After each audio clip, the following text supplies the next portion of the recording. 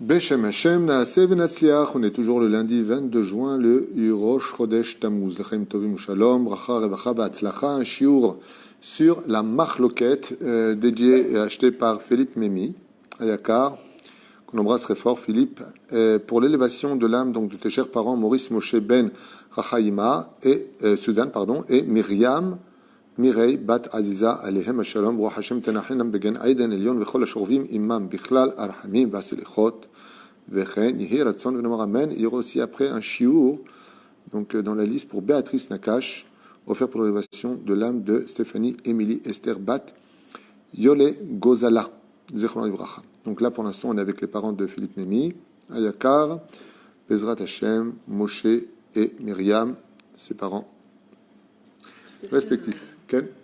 Refouach Shlema pour tous les malades d'Israël, Bichlalam et Shematov. Alors, Yitzhak ben David Gandus. Yitzhak ben David Gandus et Nofar Bat Yolen. Bat Yolen.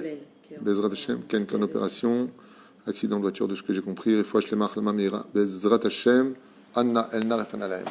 Tov, on a passé la paracha de la Machloket, la paracha de Korach. Et je voulais revoir un petit peu avec vous une des choses les plus connues de toutes, puisque vous savez très bien que la Machloket, comme le dit d'ailleurs le Midrash Trouma, le rappelle Rashi Yafen et Dreshet Bechol Dor, c'est une Machloket qui a lieu d'avoir lieu, on peut dire, c'est un sujet qu'on peut développer facilement dans toutes les générations, car les Machlokot, les conflits, les guerres n'ont jamais cessé. Alors, est-ce que c'est bien la Machloket ou pas? La réponse est oui, et la réponse est non. Ça dépend de quoi est composée la Machloket. Par exemple, si on doit parler du côté positif, la Mishnah nous dit Kol Machloket Shehi Leshem Shamaim Sofo Litkayem. Donc, en d'autres termes, Machloket qui est Leshem Shamaim, quand on a un conflit avec quelqu'un et que c'est pas pour ses intérêts personnels, c'est pas pour son nom, mais pour la recherche de la vérité, eh bien, c'est une Machloket qui aboutira. Ça veut dire que ce conflit, donc apprenez le mot Machloket, veut dire conflit. Chilouke Deot, Ken, Chelek, comme on dit en hébreu, Miflaga, le parti. C'est bien. Pourquoi c'est bien? Parce que c'est ennuyé de vivre, comme on peut le constater avec le Talmud, quand Rabbi Yochanan a perdu sa Ravota et Shlakish, et qu'on lui a donné une nouvelle Ravota, je crois que c'était Rabbi Eliezer, non, Eliezer, je ne me rappelle plus, le Méchané. Chaque fois qu'il disait quelque chose, il dit oui, je suis d'accord, oui, je suis d'accord, oui, je suis d'accord. Je n'étais pas pris pour être d'accord avec moi, j'étais pris pour me contredire et me prouver que j'ai tort, pour pouvoir grandir dans ma façon de connaître la vérité. Et en d'autres termes, on voit que Hillel et Shammai ont été très souvent en désaccord. On voit même des guerres terribles entre Hillel et Shammai, les élèves en tout cas, dans Masechet Shabbat Bedaf Yud Zayin Amud Aleph, où là-bas les élèves de Shammai ont sorti carrément des épées, des fourreaux en les mettant sous la gorge des élèves de Hillel pour la halacha. Est-ce que c'est bien ou pas bien? Mamash, c'était un jour terrible, dit Hillel Azaken, aussi dur que celle de la faute du veau d'or. Mais ceci étant, on a le droit d'être en conflit, on a le droit de ne pas être d'accord, à la condition où le seul unique intérêt de ce conflit soit empreint de 3 dimensions qu'on doit retenir à vie, que j'ai souvent expliqué et que je reviendrai maintenant très brièvement avant de commencer le shiur. La première, c'est que quand on a un conflit, il faut sortir tout regesh, tout sentiment personnel.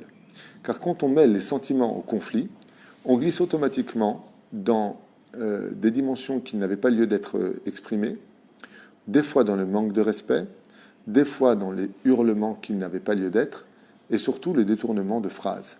Ce qui fait que pour pouvoir avoir une discussion qui soit constructive, il faut 3 choses. La première, choisir le bon moment de la discussion, pas à n'importe quel moment il faut parler, il y a des moments où c'est le moment, pas dès qu'une personne arrive, tu lui sautes à la gorge, par exemple.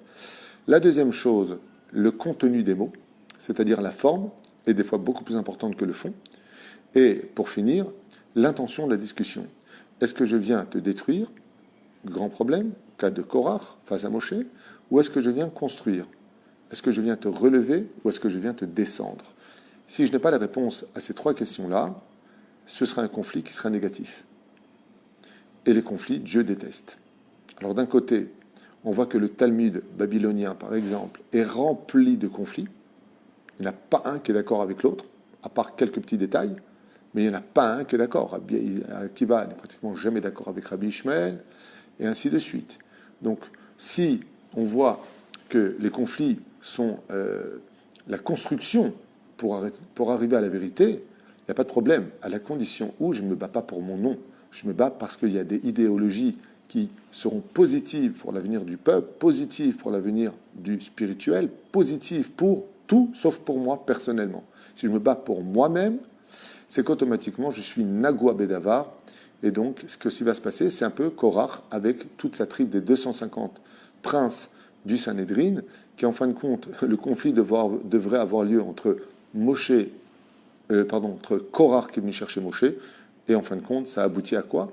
C'est qu'étant donné que chacun se battait pour son propre nom, ils ne sont même pas arrivés à Moshe, à Moïse si vous préférez, qu'ils étaient déjà en conflit les uns avec les autres. Pourquoi? Pourquoi ce serait toi qui serais leader? Pourquoi ce serait toi qui serais leader? Pourquoi ce ne serait pas moi? Pourquoi ce ne serait pas lui? Résultat, ils voulaient tous être leaders. Vous savez que s'il y a une chose qui détruit un corps, c'est quand on y met plusieurs têtes. Et la reine, le conflit est positif, ça dépendra de ces trois conditions qu'on vient de prescrire, surtout quand il s'agit de conflits houleux, difficiles, mêlés au regesh. Alors je vous le dis dès maintenant, si même dans les couples, si vous venez parler de l'éducation de vos enfants, vous avez le droit d'être en conflit. Seulement choisissez le bon moment, loin des enfants, la forme des mots. Et puis, dans quelle intention vous êtes venu discuter? Faire du mal à l'autre, lui dire que c'est un as, qu'il ne comprend rien, qu'il ne sait rien, que vous savez tout. Si c'est le cas, taisez-vous.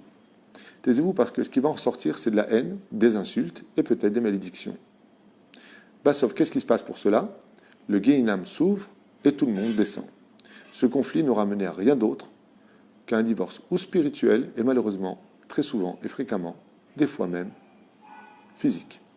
Mais la reine, il est très important de comprendre que le conflit, c'est comme une lame qui sert à couper ce qui ne va pas de l'arbre, mais ça peut aussi couper la chair de l'arbre.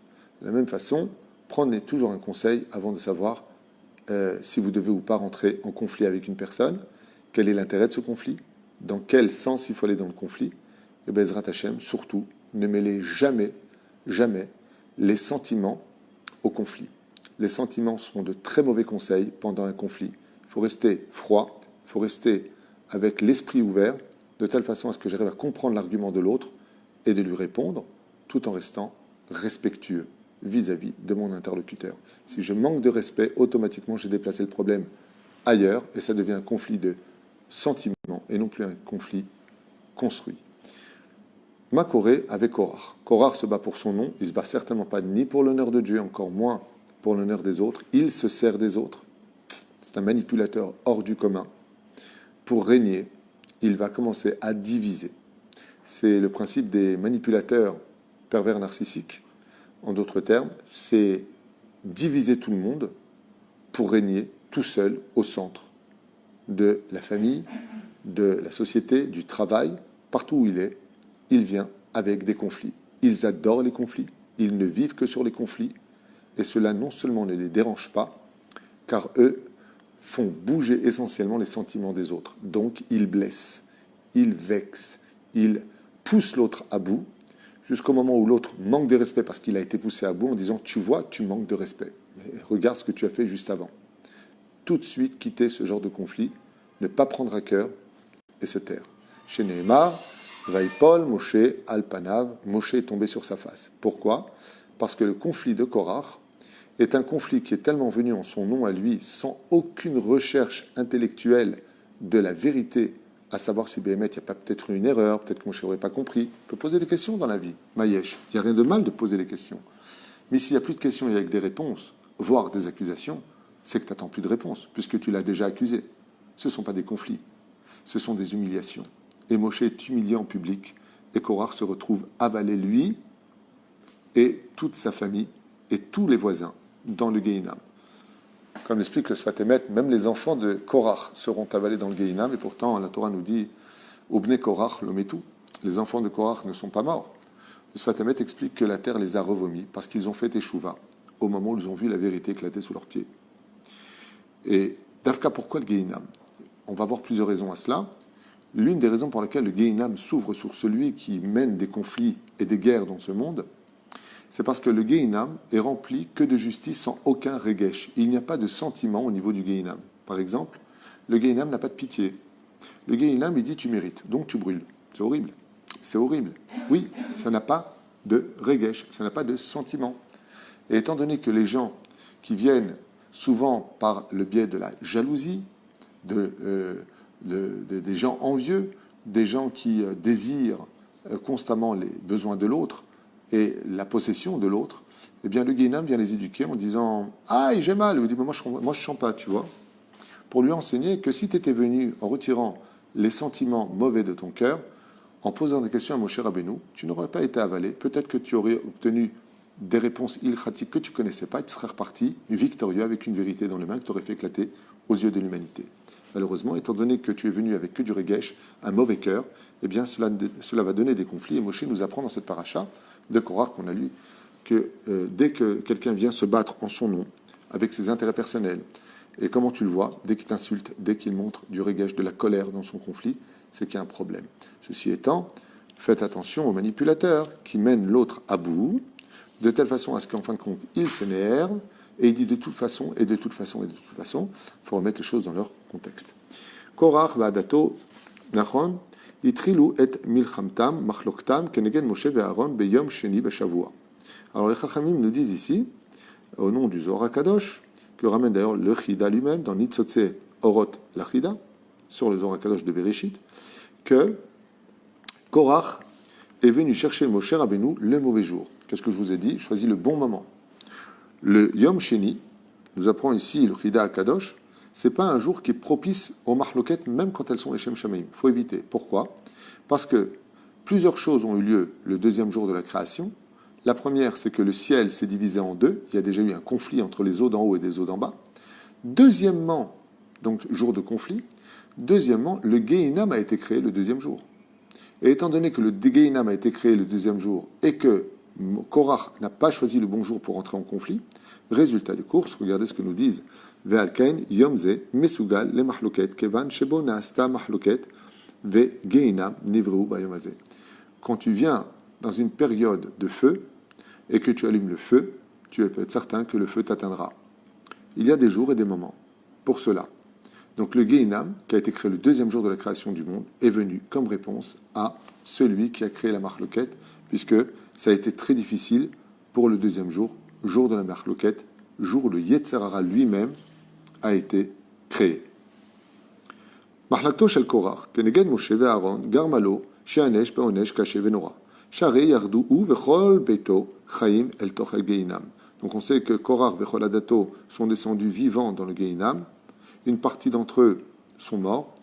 Korach vechol adato a été ballotté entre le monde d'en haut et le monde d'en bas. Venenash davka beonesh ze eyod beachaz במחלוקת שנברא ביום שני בשבוע, גם גיהינם נברא ביום שני בשבוע, ועל כן נפל לחיי גיהינם. Il y a une chose très intéressante qu'il faut savoir, c'est que il y a des jours où le Gehinam ne travaille pas. Et Korach savait cela. Il y a quelque chose de très intéressant, Shabbat, qui dit quels sont les jours où le Gehinam ne travaille pas. Uvyom simchatrem, uvmoadechem, uvrashe chotchechem. Uvyom simchatrem, le jour de vos joies, c'est Shabbat. Uvmoadechem, moadim, c'est Yom Tov. Uvrashe chotchechem, Rosh Chodesh. Donc quels sont les jours où le Gehinam ne travaille pas? Tous les Shabbats, tous les Yom Tov et tous les Rosh Chodesh. Il y en a qui disent que c'était un lundi, Rosh Chodesh, où Korach est venu chercher Moshe Rabbeinu. Et qu'est-ce qu'a dit Korach? Il a dit, c'est très simple. Étant donné qu'il n'y a pas de Gehinam, ni le Shabbat, ni le Yom Tov, ni Rosh Chodesh, comme aujourd'hui on serait Rosh Chodesh selon certains commentateurs, pas tout le monde est d'accord, mais en tout cas il y en a qui disent que c'est Rosh Chodesh, eh bien Korach a fait le calcul en disant, de toute façon je ne pourrais pas être puni par le Gehinam. Et pourtant le Gehinam s'est ouvert. Au sage de nous dire, oui, il y a deux Gehinam. Il y a le Gehinam d'en haut, et il y a le Gehinam dans la terre. C'est-à-dire que le magma n'est pas qu'une boule de feu au centre de la terre.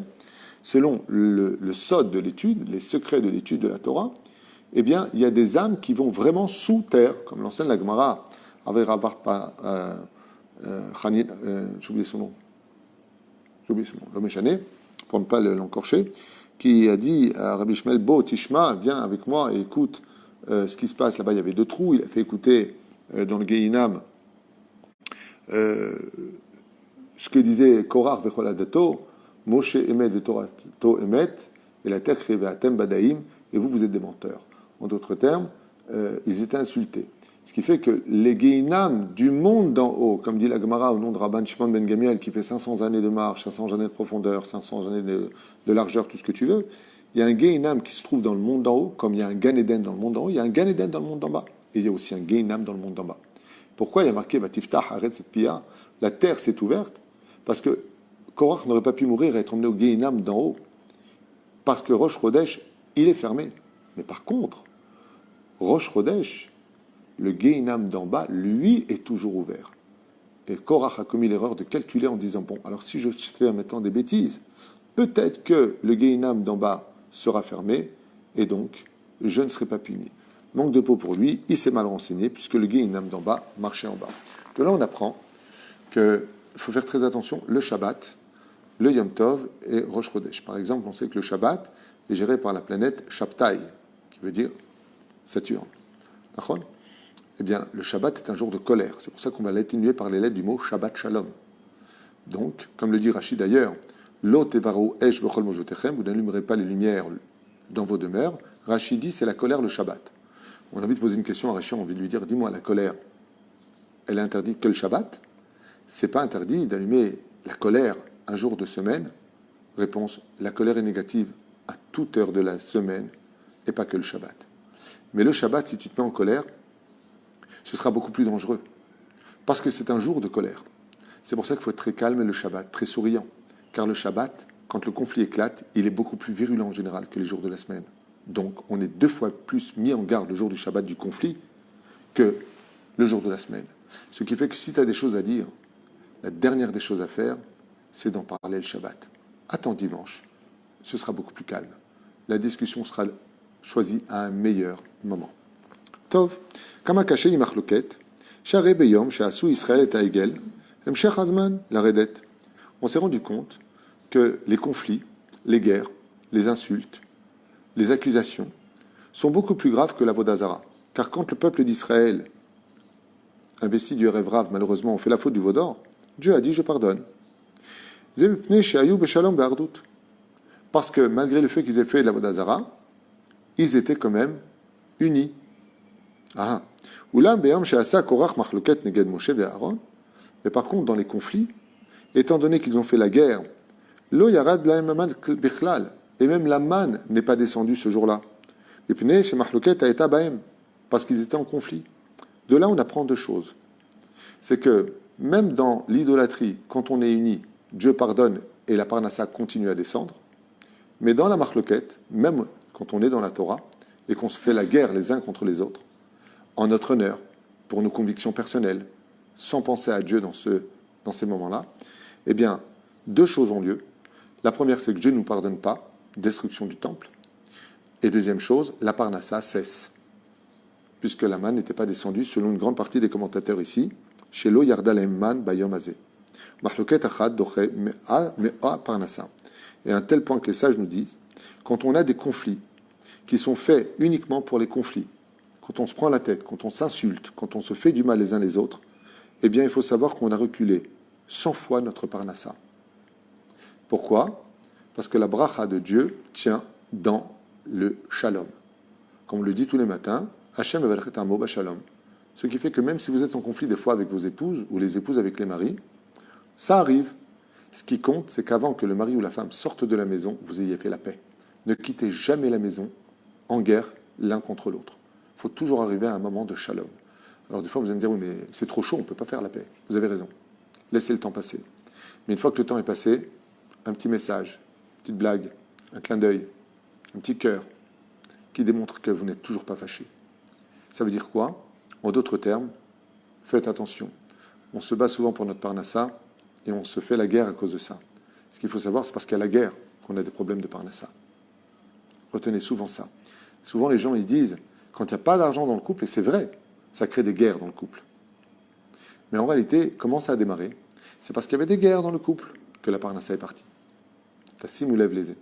Comme le dit la Gemara dans Baba Metzia 59 à Moudalef, quand il y a le shalom, quand un homme honore sa femme, quand une femme respecte son mari, quand on garde ses distances, quand on fait attention à ce qu'on sort, alors Dieu remplit la maison de bénédictions. Il n'y aura peut-être pas plus de parnassa, mais avec le peu qu'il y a, ils feront tout avec. Tseoulmad vient et sort plutôt apprendre Kama Meshukatz Baal Mahloket Bene Hashem Idbarach. Combien les gens qui aiment les disputes sont détestés de Dieu lui-même. Car au moment où Korach était avalé par la terre, Kol Makom Bechol Shtar Shaya Shmo Shel Korach Mofiabo, tout endroit où était inscrit le nom de Korach, dans des contrats, sur des tablettes, sur ses sacs personnels, tous ces noms se sont effacés d'eux-mêmes au moment même où Korach est venu parler de Moshe Rabbeinu. Vayovdu midoch hakal. Et d'où est-ce qu'on sait ça? Du verset dans la Torah qui dit ils se perdirent à l'intérieur de l'assemblée. Qu'est-ce que ça veut dire? Que leur nom s'est effacé sur place de toute effigie sur lequel était inscrit le nom de Korach Vecholadato. Un chidouche important, très sympathique. Mishi Eshlo Tsar Gidul Banim, celui qui a des problèmes d'éducation avec ses enfants. Il y a une grande ségoula. Avoro leishamer mimachloket. Qu'il fait tout pour éviter les conflits. Veraou lo liot oev shalom verodev shalom. Et qu'il prenne sur lui la mitzvah d'aimer le shalom et de poursuivre le shalom. Qui oula et shoresh nishmato. Pourquoi maintenant cette ségoula? Quel rapport entre une éducation difficile avec les enfants et le fait d'aimer le shalom et de poursuivre le shalom? C'est-à-dire de même si tu as raison, d'obtenir le shalom vis-à-vis de l'autre. Quel rapport? Écoutez bien ce chidouche, car il est possible que ta neshama ait un rapport avec la neshama de Korach ou une des 250 personnes qui étaient présentes pendant la marloquette. Et c'est pour cela que tu auras des problèmes avec l'éducation. Et le tikkun, quand on vient d'une étincelle d'un des 250 princes du Sanhédrin qui était dans la marloquette de Korach, ou Korach lui-même, c'est d'être un homme qui poursuit le shalom. Ouev shalom, verodef shalom. Et taken chet Korach ba'adato, car en poursuivant le shalom, tu vas calmer la faute de Korach et de toute son assemblée. Vegam raoul oliyot nichna bifnei tzadikim. Et ce serait bon même pour toi, comme Korach se levait contre le rabbin de la génération, d'être plus soumis aux tzadikim, c'est-à-dire plus de respect vis-à-vis des rabbanim. Et ainsi donc, tu verras des miracles dans ton éducation, où tes enfants viendront beaucoup plus souvent dans le shalom, à travers ton éducation. Ki tzadikim em shoresh nishmat Moshe. Et pourquoi?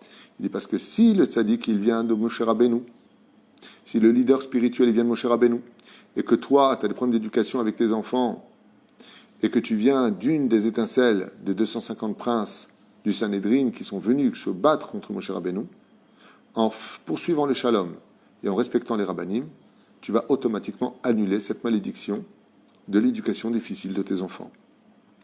Les gamze, tikkun lechet Korach vecholadato, et même si tu n'es pas donc de cette étincelle, sachez que chaque juif qui poursuit le shalom, oev la paix, qui respecte les tzadikim, finira automatiquement par, Be'ezrat Hashem, atteindre ce degré, ce niveau qu'on vient de définir.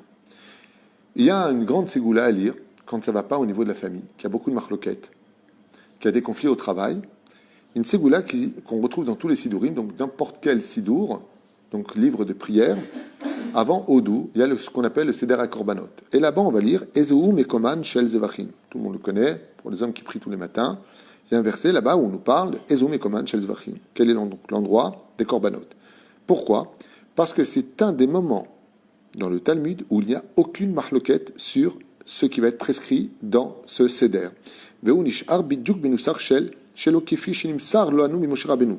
Car depuis Moshe Rabbeinu jusqu'à aujourd'hui, Ezeu Mekoman Shel Zevachim n'a jamais été empreint de marloquette. Tout le reste, oui, ça, non. Et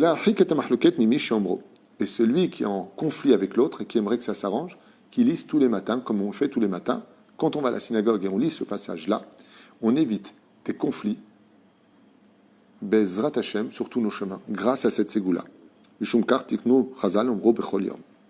Alors, j'aimerais revenir un petit peu sur une idée très intéressante de Korach Vecholadato. Vous savez qu'on a l'habitude de dire que Korach, tout le monde est tombé avec lui, y compris ses enfants. Afilou Tinokot. Et de l'autre côté, on nous dit que les enfants de Korach ne sont pas morts. On va peut-être comprendre. De là, il y a beaucoup de choses à apprendre. La première, c'est que quand il y a des conflits qui ne sont pas les Shem Shamaim, quand il y a des conflits de colère, des conflits à intérêt personnel, il ne faut jamais être proche de ces gens-là. On ne regarde même pas leur visage, puisqu'ils ont des visages de Rechaïm. Quand on se met en colère, dans des conflits, quand on humilie l'autre, quand on déplace les choses, Eh bien, les arguments sont quand même très dangereux, comme on va le constater maintenant. La première des choses, c'est que quand Dieu s'abat sur celui qui est colérique et de qui plus est cherche des noises à tout le monde, eh bien, pas simplement lui paye, mais toute sa famille paye. Tout celui qui est autour de lui paye, comme on le voit avec Korach. Deuxièmement, c'est les arguments de Korach. Moshe va être accusé d'être un homme à femme de par son pouvoir et son statut. Sur quoi s'est basé Korach? Vous allez comprendre tout de suite. Il y a plusieurs raisons à cela. Une qu'on a déjà expliquée dans d'autres shiurim sur le Sod, car Caïn s'était réincarné en Korach, Evel s'était réincarné en Moshe Rabbeinu, et donc Korach prétendait qu'il devait faire le mesa du Yiboum vis-à-vis de Tzipora parce que c'était la réincarnation de la femme de Evel, que j'explique dans un autre shiur, je ne vais pas m'arrêter sur ça, j'en ai déjà parlé. Mais il y a une autre explication qui est très prenante et qui dit qu'en réalité, Korach, qu'est-ce qu'il fait? Regardez bien le conflit, il est horrible.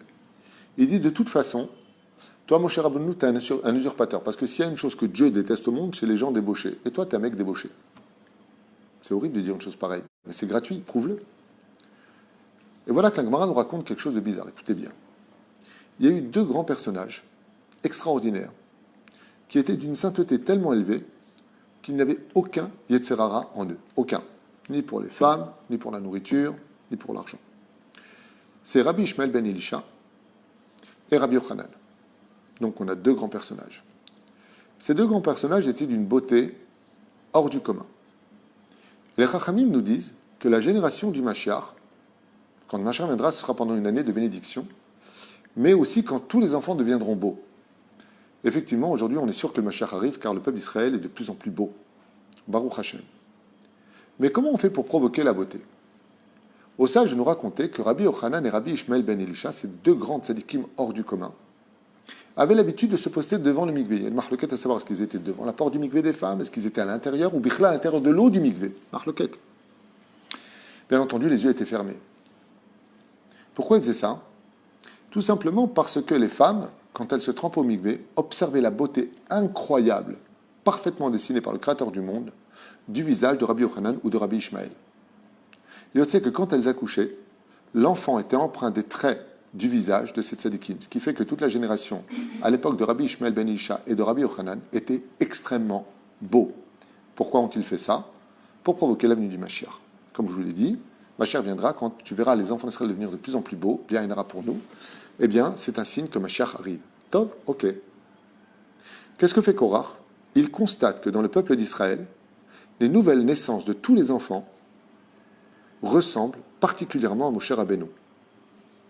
Effectivement, les sages nous disent que Moshe Rabbeinu, après avoir descendu la Torah du ciel, avait un visage tellement rayonnant que toutes les femmes étaient remplies d'admiration pour le visage de Moshe Rabbeinu. Et qu'est-ce qu'ils ont fait? À tel point que Moshe a dû couvrir son visage. Eh bien, elles l'ont tous observé. Et quand elles sont tombées enceintes, la kedusha de Moshe Rabbeinu était tellement empreinte dans le cœur des femmes juives que, je vous donne un exemple, une femme qui veut manger du raisin, si elle ne mange pas du raisin, sort un enfant avec une grappe de raisin. Donc vous voyez que quand on désire quelque chose, quand on veut quelque chose, ça s'imprègne chez l'enfant. De la même façon, quand elles ont vu le visage de Moshe Rabbeinu avant qu'il ne se couvre, elles ont été tellement empreintes de la kedusha que l'enfant qui est sorti avec l'enfant le visage de Moshe Rabbeinu. Et Korach, ce rachat, qu'est-ce qu'il va faire? Il va dire de toute façon, toi, tu es un homme à femme. Je peux le prouver, tous ces gosses-là, ouais, tous ces gosses, ils te ressemblent. Apparemment, t'es le père. Regardez l'argument malicieux de Korach. Et ça se défend, on dit, ouais, c'est vrai, comment c'est qu'ils ressemblent les enfants? Alors, la réponse est simple. C'est que les mécréants, eux, prennent la femme des autres, et les vrais tzadikim, eux, ne descendent pas dans la déchéance morale, mais on veut leur ressembler. Et Moshe, de par sa kedusha, a fait naître une génération qui aurait été digne d'être celle du Mashiach, le Dordéa. Troisième explication, on revient sur les enfants de Korach, et je finirai avec ça. À propos des enfants de Korach, comme explique le Rav Benabetzger, il dit, Ma'anien me'od. Vous savez que le jour de Rosh Hashanah, on lit un Teilim, Lam Latzeach, Mizmor, Livne, Korach. Voici le chant des enfants de Korach. Et là-bas, on rappelle tout le mérite de sonner du chauffard. Quel rapport y a-t-il entre les enfants de Korach, qui sont cités le jour de Rosh Hashanah, ainsi que le chauffard en lui-même? Quel rapport? pas de rapport entre le shofar, Rosh Hashanah, et les enfants de Korach. Et au sage de nous dire, vous savez très bien que quand on fait tchouva, on a du mal. Pourquoi on a du mal? Parce qu'on se rappelle qu'on a déjà fait tchouva, par exemple, sur Zera Levatala, sur la pornographie, sur le vol, sur le mensonge, sur toutes sortes d'avéras, de choses pas bien. Et on est retombé. Et on est retombé. Et on est retombé. Quand vient le shofar, on rappelle un événement des enfants de Korach. Lequel? C'est qu'en réalité, il y avait pire que Korach pendant le conflit. C'est les enfants de Korach. Les sages nous disent que ce sont eux-mêmes qui sont partis de tente en tente monter le peuple contre Moshe. La différence entre Korach et ses enfants, c'est que Korach savait qu'ils faisaient preuve de mauvaise foi, tandis que les enfants de Korach étaient persuadés que leur père vraiment avait raison. Ce qui fait qu'ils ont fauté en toute tmimout, comme on dit, simplicité d'esprit. Ils pensaient vraiment que Bémet, Moshe, c'est vraiment un imposteur. Ouais, t'es un imposteur, mon pote. Ouais, c'est ce qu'on pense. Vraiment. Seulement, quand ils ont vu la terre s'ouvrir, ils ont commencé à tomber à l'intérieur. Les Chachamim nous disent que quand ils ont vu la vérité, et que Dieu avait vraiment élu Moshe Rabbeinu et Aaron, Bémet, alors ils ont compris que leur père était un homme jaloux, un homme envieux, un homme menteur. Et dans leur cœur, étant dans la chute du Gehinam, ils ont demandé à Dieu de faire Teshuvah. La terre les a renvoyés sur la terre. L'Ibn Korach, l'homme et tout. Les enfants de Korach ne sont pas morts. De là, on nous apprend que quand on vient pour sonner du shofar, on n'a pas le droit de faire les tachanonim le jour de Rosh Hashanah, on est en plein jugement. Mais par contre, on a le droit de penser à faire Teshuvah. Et on a vu que comme les enfants de Korach ont pensé à faire Teshuvah, et ça a suffi pour qu'ils sortent du Gehinam, le jour de Rosh Hashanah, même si tu as un récidiviste dans tes fautes, le jour où, Bezrat Hashem, au moment où tu fais Teshuvah par ta pensée, toi aussi tu sortiras des mauvais décrets pour entrer dans les bons décrets pour une très très bonne année. Et on rappelle ce même événement, Ze Keneged Ze Asa Hashem. Ce qui fait que dans la vie, quand on a été un homme de conflit, et qu'on regrette ces conflits, même au niveau de la pensée, et qu'on demande pardon à celui qu'on a offensé, on peut ressortir très très vite du Gehinam et rejoindre ceux qui sont assis sur le banc de tous les honneurs et du mérite de la Teshuvah. Baruch Adonai Leolam Amen, V'Amen, V'Shnizke Kulanu, Lechaim Shel Shalom, Shel Shalva, Shel Poriyut, Be'ezrat Hashem, V'Shel Atzlacha Rabba. Toda Rabba V'Litraot.